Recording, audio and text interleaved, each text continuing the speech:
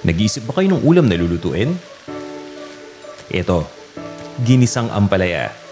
Karaniwan kapag nagluluto tayo nito, nilalagyan niya ng binating itlog para mas makumpleto. Ang maganda dito ay napakabilis at madali lang lutuin. Masustansya pa at higit sa lahat, Ang sarap. At saktong-sakto lang talaga yung pait. Panalo.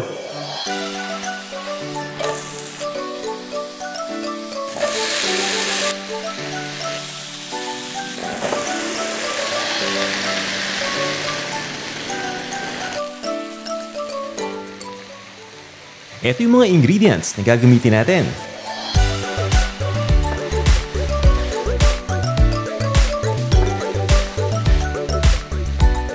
Kung handa na kayo, tara, sabayan nyo na ako magluto.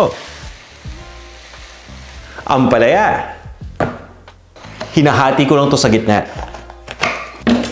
At tinatanggal ko lang yung mga buto dito. Kuha lang kayo ng kutsara para mas madali itong scrape. Siguraduhin nyo lang na natanggal na yung mga puti-puti dito sa loob.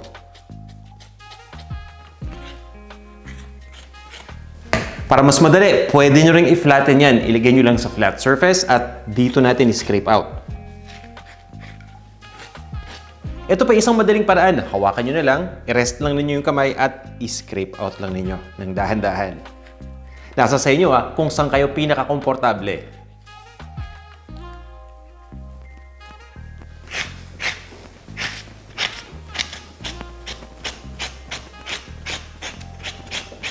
Ngayon naman, ready na tayo para hiwain ito. Hiwain nyo lang yan into serving pieces. Nasa sa inyo kung gaano kalapad yung hiwa ha.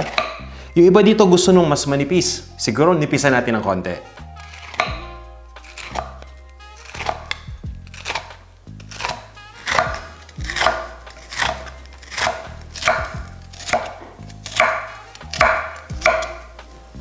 Ninipisan ko lang yung mga una ko na hiwa. Medyo may konting kakapalan eh. Mga kalahati lang nito.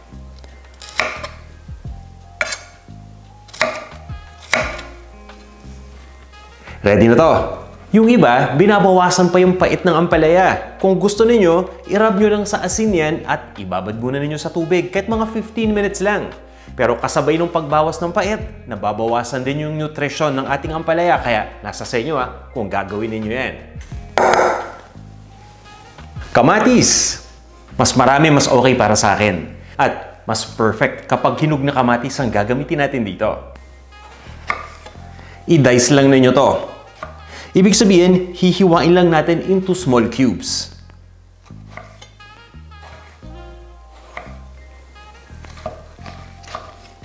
Para dun sa mga bago pa lang sa pagluluto at nagtatanong kung kailangan pa talagang isama yung buto ng kamatis, simple lang ang sagot ko dyan. Kung ang kamatis ay lulutuin natin, katulad ng gagawin natin ngayon, pwedeng-pwede nyo isama yung buto. Pero kung yung kamatis, gagamitin natin ng hilaw, ng mga tipong pangsalad, ako, personally, tinatanggal ko yung buto dyan.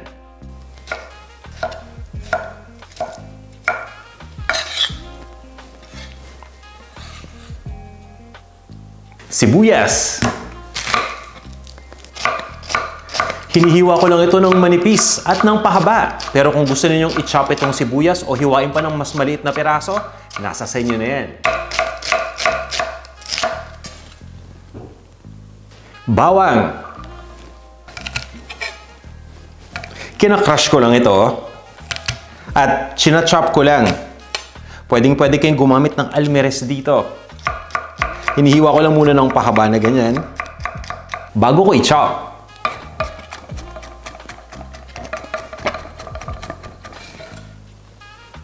Itlog. Dahan-dahan baka mabasag. Uy, tatakas pa.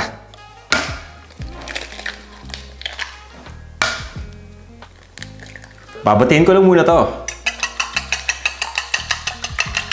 Para mas madali, yung gamitin niyo yung itlog yung nasa room temperature na. So kung yung itlog galing pa sa refrigerator, ilabas niyo muna ng mga 15 minutes bago niyo gamitin. Para na sa ganun, hindi ito namumuo at mas madaling mahalo. Magluto na tayo! Mantika.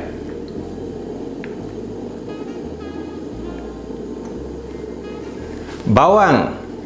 Nilalagay ko na itong bawang bago palang uminit yung mantika para nang sa ganon, dahan-dahan itong maluluto. Sa paraan na to, naiiwasan natin na masunog kagad yung bawang. Dahan-dahan kasi ang pagkakaluto dito at sigurado tayo na pati yung kaloob-looban maluluto rin. Ituloy mo lang yung pag-isa dito hanggang sa mag-umpisa ng mag-brown yung outer part ng bawang.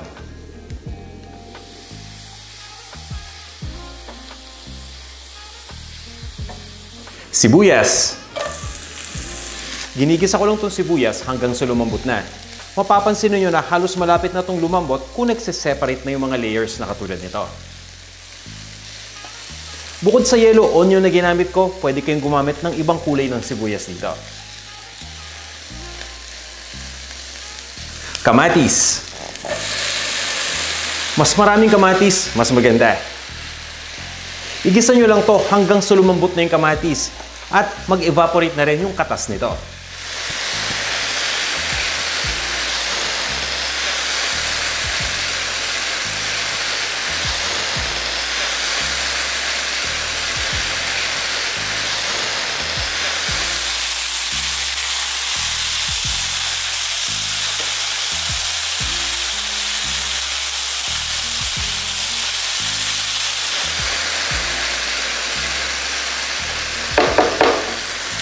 Ampalaya. Gaya ng sinabi ko kanina, pwede pa ninyong bawasan ng pait yung ampalaya sa pamamagitan ng pag-grab ng asin at pagbabad sa tubig. Pero hindi na natin ginawa ngayon yan para sa ating recipe. Para nung sa ganun, ma-retain natin yung nutrisyon ng ampalaya. Ginigisa ko lang muna to ng mga 1 minuto.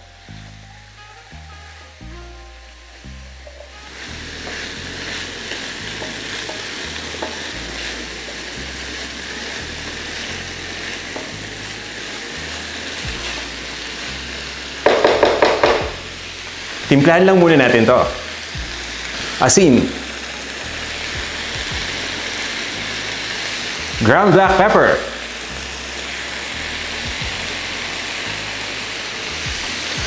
Halu-haluin lang natin.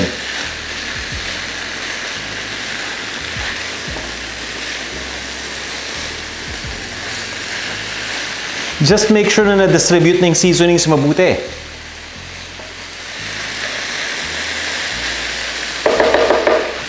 Itlog.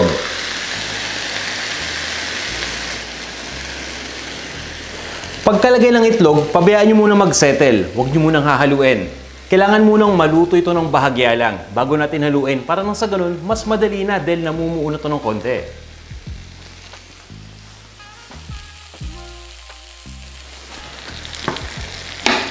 Okay na to. Konting halo-halo na. Mapapansin niyo yung itlog na nasa ilalim. Ayun o, buo na, diba? Ituloy lang natin ang pagluto dito. Dinidistribute lang natin yung itlog with the rest of the ingredients. Para sa akin, ito yung pinaka-basic na ginisang ampalaya. Kayo ba, ganito din yung diskarte nyo sa pagluto nito? Yung iba imbis na asin, naglalagay ng patis. May mga ingredients pa ba kayong ginagamit na hindi natin nilagay? Baka pwede namang malaman dyan. Saan ba kayo nanonood ng video natin? Pa-comment naman para mabati din natin yung mga taga dyan sa inyo. Guys, ready na to. Ganyan lang talaga kadaling magluto ng ginisang ampalaya na may itlog. Ilipat lang natin sa isang serving plate at tikman na natin to. Ito na ang ating ginisang ampalaya na may itlog. Guys, inaanyayahan ko kayo na mag-subscribe dito sa ating channel at kung nagustuhan nyo itong ating video, baka pwedeng paki-like na rin.